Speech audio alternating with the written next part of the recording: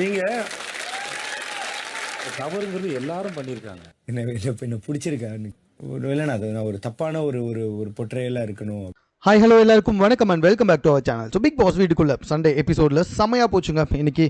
அதுவும் கிட்டத்தட்ட பார்த்தீங்கன்னா முதல்ல ஒரு 35 நிமிஷத்துக்கு கேப்பே இல்லாமல் கேப்டன்சியை பற்றி பேசின விஷயம், அதுவும் இல்லாமல் ரஞ்சித் சாரை போட்டி புரட்டி எடுத்த விஷயம் செம்மையாக இருந்துச்சு பார்க்கறதுக்கு. ஸ்டார்டிங்லேயே பார்த்தீங்கன்னா இந்த கேப்டன்சி சம்மந்தமான விஷயங்கள் தான். ஆனால் அதை எப்படி கொண்டு வந்தாருன்னு சொல்லி பார்த்தீங்கன்னா, ஸோ பவி மற்றும் ரஞ்சித் இவங்க 2 பேர் தான் இன்னும் எப்படி இந்த வீட்டுக்குள்ளே இருக்காங்க அப்படின்றதுல 6 பேர் வந்துட்டு பவித்ராவையும் 8 பேர் வந்துட்டு ரஞ்சித்தையும் சொன்னாங்க. ஸோ பவித்ரா ஓகே சார் நான் இதுக்கப்புறம் அடித்து தூக்குறேன் அப்படின்ற மாதிரி சொல்லிட்டாங்க. ஆனால் ரஞ்சித் சார் மறுபடியும் என்ன சொன்னார்னா, சார் நான் அதை ஏற்றுக்கிறேன் சார், நான் வருத்தப்படுறேன் சார் சொல்லிட்டு மறுபடியும் அதே பழைய பஞ்சாங்கத்தை தான் கொண்டு வந்தார். செம கடுப்பாயிட்டார் விஜய் சேதுபதி சார். கேப்டன்சி விஷயத்தை இதுலேருந்து தான் கொண்டு வந்தார். கேப்டன்சி விஷயம் கொண்டு வந்த உடனே எல்லாருமே ஏந்துச்சுமா சரவெடி மாதிரி படப்படப்படன்னு சொல்லிட்டு அப்படியே வெடிச்சு செதறிட்டாங்க அப்படின்னு தான் சொல்லணும். ஏன்னா ரஞ்சித் சார் அந்தளவுக்கு ரொம்ப மோசமாக நடந்துக்கிட்டாரு அப்படின்றது தான் உண்மை. இதை பற்றி அவர் கேப்டன்சி ஏற்றுக்கிட்ட அந்த மண்டேவே நம்ம பேசிட்டோம். பட் இருந்தாலும் இன்னைக்கு விஜய் சேதுபதி சார் அவருக்கு அதை புரிய வச்சாரு. பட் அப்பவும் ரஞ்சித் சாரால் அதை புரிஞ்சிக்க முடியல அப்படின்ற மாதிரி தான் எனக்கு தோணுச்சு. அதாவது வந்துட்டு பார்த்தீங்கன்னா, ரஞ்சித் சார் கிட்ட எல்லாருமே சொல்கிறாங்க, வீட்டுக்குள்ளே இருந்த ஒவ்வொருத்தருமே வந்துட்டு எழுந்து சொல்கிறாங்க அவர் கேப்டனே கிடையாது.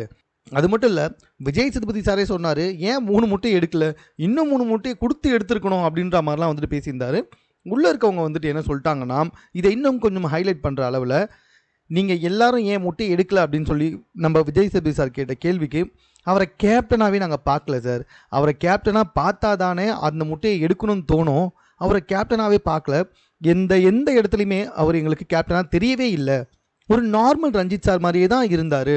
ஸோ ஒரே ஒரு இடத்துல கூட அவர் கேப்டனாக இல்லை, அவருக்கு எதுவுமே விளங்கவும் இல்லை, எதையுமே சொல்லவும் இல்லை, அன்புன்னு சொல்லிட்டு வந்தாரே தவிர்த்துட்டு கேப்டனாக இல்லவே இல்லை அப்படின்ற மாதிரி வந்துட்டு எல்லாருமே சொன்னாங்க. கிட்டத்தட்ட பிக் பாஸ் வீட்டுக்குள்ளே இருக்க எல்லாருமே 2 பேரை தவிர்த்துட்டு, ஒன்று அருண், இன்னொன்று வந்துட்டு பார்த்திங்கன்னா ராணவ், இவங்க 2 பேரை தவிர்த்துட்டு மற்ற எல்லாருமே சார் அவர் கேப்டனாகவே இல்லை, முட்டை எடுக்கும்போது வந்த கோவம் மற்ற இடத்துல எங்கேயுமே அவருக்கு வரவே இல்லை. அதே மாதிரி பல இடத்துல அவர் சைலண்ட்டாக நிறைய விஷயங்களை பேசியிருக்காரு. ஆனால் எதுக்கு அதை அந்த இடத்துல காட்டல, அவருடைய கோவத்தை எதை வச்சு கண்ட்ரோல் பண்ணிட்டு இருக்காருன்னு தெரியல. நம்ம எல்லாருக்குமே ரொம்ப நல்லாவே தெரியும் ரஞ்சித் சார் டே 1லேருந்து இப்போ வரைக்குமே நடிச்சுக்கிட்டே தான் இருக்காரு அப்படின்னு சொல்லிட்டு. அதுக்கு காரணம் அவருக்கு வர கோவத்தை எல்லாத்தையுமே கண்ட்ரோல் பண்ணி தான் வந்துட்டு ஒரு பாசம் அன்னை தெரேசா ரேஞ்சுக்கு வந்துட்டு தன்னை காமிச்சிக்கிட்டு இருக்காரு. சாமின்னா சொல்லிட்டு இருக்காரு. நம்ம எல்லாருக்கும் அவரோட பர்சனல் நல்லாவே தெரியும். அவரை பிக் பாஸ் வீட்டுக்கு வெளியும் அவரை நிறைய பார்த்துருக்கோம்.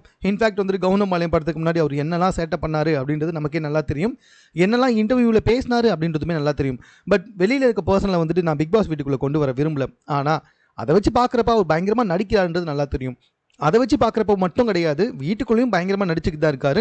ஸோ எல்லாமே வந்து சொன்னாங்க, நான் ரஞ்சித் சார் கேப்டனாகவே பார்க்கல, அவர் கேப்டனாகவே நடந்துக்கல, ரொம்ப ஒஸ்ட்டாக இருந்துச்சு, முத்து ஒரு படி மேலே போயிட்டு ரொம்ப பரிதாபமாக இருந்தார், அதனாலேயே வந்துட்டு முட்டை எடுக்க தோணலை, ஸோ அவரை கேப்டனாக பார்க்கல, எங்கேயுமே அவர் கேப்டனாக நடந்துக்கல அப்படின்ற மாதிரி நிறைய பேர் வந்துட்டு சொல்லிக்கிட்டே இருந்தாங்க.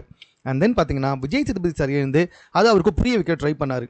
சார் இத்தனை பேர் இருந்து சொன்னாங்களே, உங்களுக்கு நீங்கள் என்ன நினைக்கிறீங்க, உங்களோட பதிலை சொல்லுங்கன்னு சொல்லும்போது உடனே அவர் என்ன பண்ணிட்டார்னா, சார் நான் இதை ஏற்றுக்கிறேன், நான் ஆக்சுவலாக வந்துட்டு எல்லாருக்கிட்டையுமே மன்னிப்பு கேட்குறேன் அப்படின்னா, யோ புரியுதா இல்லையா, உன்னை எல்லாருமே உன்னை கேப்டனாக பார்க்கவே இல்லைன்றாங்க, அதுக்கு எழுந்து நீ ஏன் மன்னிப்பு கேட்கணும், முதல்ல உன்னுடைய உண்மையான விஷயம் என்ன, காமன் கம்போஸ்டாக இருக்கீங்க, நடிக்கணுன்ற அர்த்தத்தை நான் சொல்ல விரும்பலன்னு சொல்லிட்டு விஜய் சேதுபதி சார் சொன்னார்.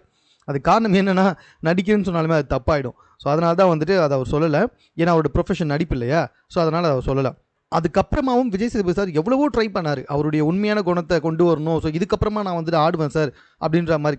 ஆக்சுவலாக அதை எப்படி சொல்லியிருக்கலாம்னா, போருன்னு வந்துட்டா சண்டை தான் செய்யணும், சாப்பாடு போடுற இடத்துல சாப்பிட்டு தான் செய்யணும், அதே மாதிரி ஓட்டப்பந்தயம் வந்தால் ஓடி தான் ஆகணும். இந்த இடத்துலலாம் போயிட்டு செல்லம் தங்கம் நீ ஓடி செல்லம், நீ ஜெயிச்சிரு தங்கம், போரில் போயிட்டு தங்கம் வாழை வச்சுலாம் வெட்டக்கூடாது தங்கம், இப்படிலாம் சொன்னால் வெட்டி சாவடிச்சுட்டு போய்கிட்டே இருப்பாங்க.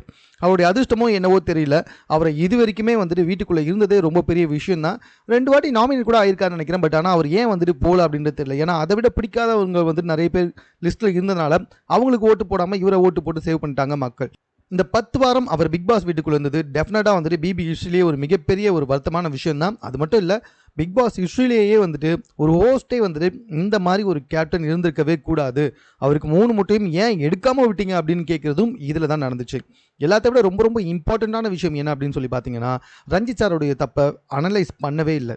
அப்போ வரைக்குமே வந்துட்டு என்னோட கேரக்டர் இப்படி இப்படின்னு சொல்லிட்டே இருந்தார். விஜய் சேதுபதி சார் மார்க் பண்ணி காட்டினார், நீங்கள் சௌந்தர்யா வந்துட்டு பேட்சை மூஞ்சில் வச்சு தைக்கணும்னா சொன்னீங்க, ஆனால் எதுக்காக வந்துட்டு கொண்டு வர மாட்டீங்க, உங்களுடைய கோவத்தையே வெளிப்படுத்த மாட்டீங்க, எதுக்காக இப்படி நடிக்கிறீங்க அப்படின்ற மாதிரி அவர் வந்துட்டு ஓப்பனாக மட்டும்தான் கேட்கல, மற்றபடி எல்லாத்தையுமே கேட்டார்.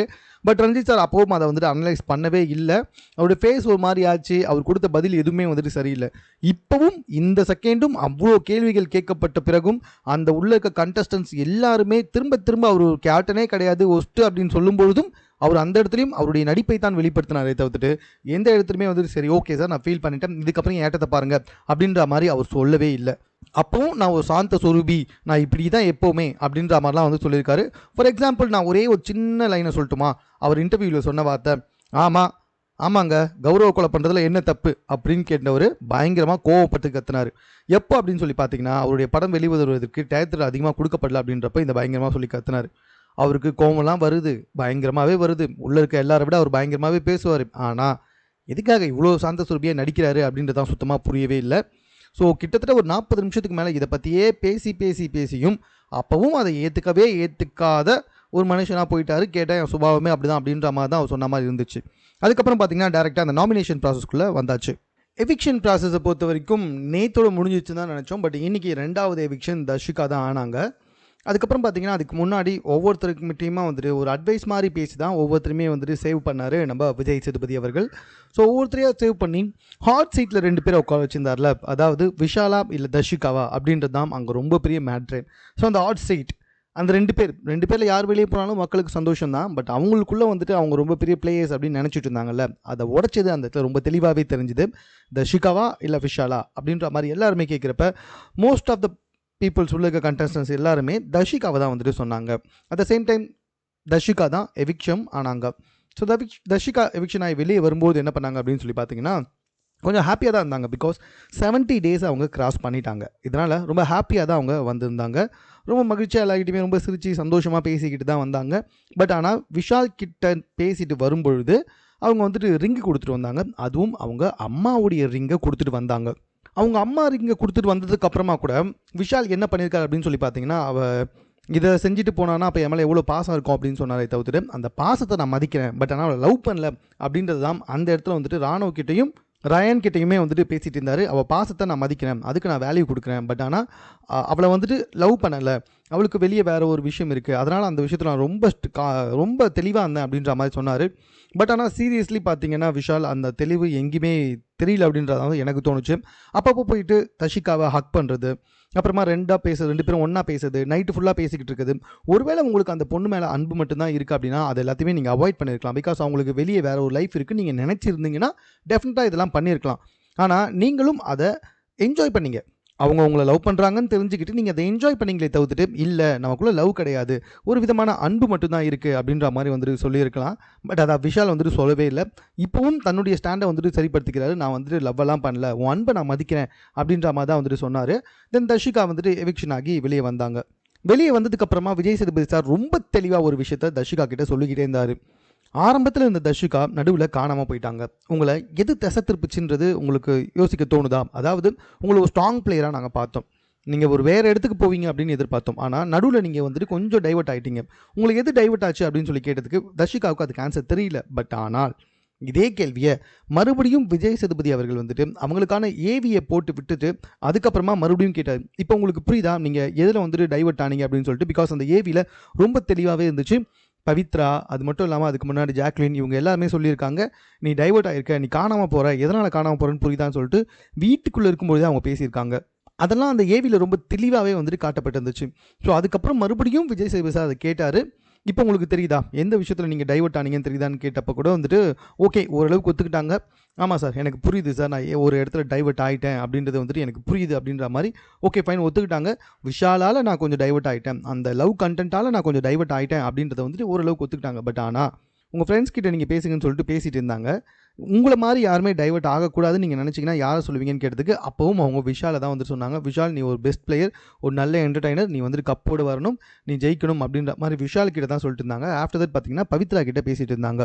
அதை வச்சு பார்க்குறப்ப தர்ஷிகா வந்துட்டு விஷாலை கொஞ்சம் என்ன சொல்கிறது கொஞ்சம் டீப்பாக தான் லவ் பண்ணியிருக்காங்க அப்படின்றது வந்துட்டு ஓரளவுக்கு நல்லாவே புரியுது. என்னதான் வந்துட்டு அவங்க கேமில் டைவர்ட் ஆயிருந்தாலும் அவங்களுடைய லவ் ட்ரூ அப்படின்றது வந்துட்டு இந்த இடத்துல நம்மளால் வந்துட்டு கிளியராக புரிஞ்சிக்க முடிஞ்சுது. ஸோ தர்ஷிகாவை பேசி வெளியே அனுப்புனதுக்கு அப்புறமா பார்த்தீங்கன்னா நம்ம விஜய் சேதுபதி அவர்கள் ஒவ்வொருத்தரையாக தனித்தனியாக வந்துட்டு பேலன்ஸ் இருக்க எல்லாருமே இந்த கன்ஃபெக்ஷன் ரூமுக்குள்ளே கூப்பிட்டு பேசிகிட்டு இருக்காரு. ஸோ எதுக்காக பேசினாரு, என்ன காரணம் அப்படின்றது தெரியல. பட் ஆனால் அவர் பேசுறதுக்கு சொல்ல வந்த விஷயம் என்னென்னா, பேலன்ஸ் இருக்கிறது ஜஸ்ட் ஒரு 5 வாரம் தான் இருக்குது. இந்த 5 வாரத்தில் உங்களுடைய அடுத்த கட்ட நடவடிக்கைகள் என்ன, அந்த 5 வாரத்தில் நீங்கள் என்னெல்லாம் பிளான் வச்சுருக்கீங்க அப்படின்ற மாதிரி தான் கேட்க வந்தார்.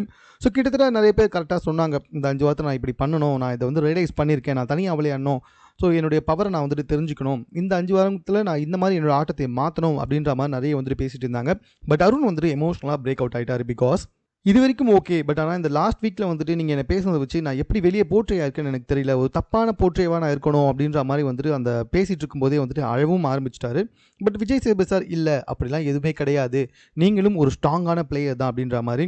அஃப்கோர்ஸ் உண்மையிலே வந்துட்டு இந்த பிக் பாஸ் வீட்டை பொறுத்த வரைக்கும் தப்போ சரியோ, தப்பாக இருந்தாலும் அதை செஞ்சுக்கிட்டே இருக்கணும், ரைட்டாக இருந்தாலும் அதை செஞ்சுக்கிட்டே இருக்கணும். ஸோ அப்படி தான் நிறைய பேர் வந்துட்டு கடைசி வரைக்கும் வந்திருக்காங்க. அட் த சேம் டைம் இப்போ அருண் வந்துட்டு வந்திருக்கிறதும் இதான் காரணம். அருண் வந்துட்டு ஓகே தான், அவர் இல்லைனா மேபி இந்த பிக் பாஸ்க்கு வந்துட்டு ஒரு வில்லன் இல்லாமல் போயிடும்ல. ஒரு படத்தில் வந்துட்டு ஹீரோ காதலி மட்டும் இருந்தால் போதுமா, வில்லனும் இருக்கணும்ல. ஸோ அந்த மாதிரி தான் இருந்துச்சு. அது மட்டும் இல்லாமல் அந்த கேரக்டரையும் அவர் கரெக்டாக தான் பண்ணிட்டுருக்காரு அப்படின்னு நானும் நினைக்கிறேன். பட் ஆனால் அவருக்கு வந்துட்டு கொஞ்சம் நல்ல என்ன சொல்கிறது, விஜய் சேதுபதி அப்பெல்லாம் எதுவுமே கிடையாது, நீங்கள் தப்பாலாம் போட்டு ஆகலாம், அந்த மாதிரி எதுவுமே கிடையாது அப்படின்னு சொல்லி அமிச்சார். ஸோ ஒவ்வொருத்தரும் உள்ளே போயிட்டு வெளியே வந்துக்கிட்டே இருந்தாங்க. தென் வந்துட்டு பார்த்தீங்கன்னா நம்ம சௌந்தர்யா பேசின பதில்கள்லாம் ரொம்ப நல்லா இருந்துச்சு. நிறைய பேர் வந்துட்டு அவர் அப்ரிஷியேட் தான் பண்ணி அமிச்சார். For example Deepak, Muthu, Manjari, Jacqueline, so இவங்க எல்லாமே நல்லா பண்ணிக்கிட்டு இருக்காங்க அப்படின்ற மாதிரி தான் சொன்னார். மற்றவங்களுக்குலாம் ஒரு சின்ன சின்ன டிப்பு கொடுத்தாரு, தனியாக விளையாடுங்க, யோசிச்சு விளையாடுங்க, இன்னும் சரியாக பயன்படுத்துங்க பிளாட்ஃபார்மை, எமோஷனலாக பிரேக் ஆகாதீங்க, டாஸ்க்காக பாருங்கள், இப்படின்னு நிறைய அட்வைஸ் கொடுத்து ஒவ்வொரு போட்டியாலுமே பூஸ்ட் பண்ணி அமைச்சிருக்காரு. இந்த பூஸ்ட் எதுக்காக அப்படின்னு சொல்லி பார்த்தீங்கன்னா, எனக்கு தெரிஞ்சு அடுத்த ஒரு 2 வாரம் ரொம்ப ஹெவியான டாஸ்க்லாம் கொடுக்கப்படும். அந்த டாஸ்க்கை விளையாடுறதுக்காக இந்த பூஸ்ட் கொடுத்துருக்காரு அப்படின்ற மாதிரி தான் எனக்கு தோணுச்சு. இப்போது நம்ம பண்ண வேண்டிய வேலை என்ன அப்படின்னு சொல்லி பார்த்தீங்கன்னா, பிடிச்சவங்க பிடிக்காதவங்க அப்படின்றத ஒதுக்கி வச்சுட்டு யார் கேமை விளையாடல, இதனால் வரைக்கும் யார் உள்ளே இருக்கிறதுக்கு தேவையே இல்லை அப்படின்ற தோன்ற பர்சனை வெளியே அமிச்சா பெட்டராக இருக்கும்னு நினைக்கிறேன்.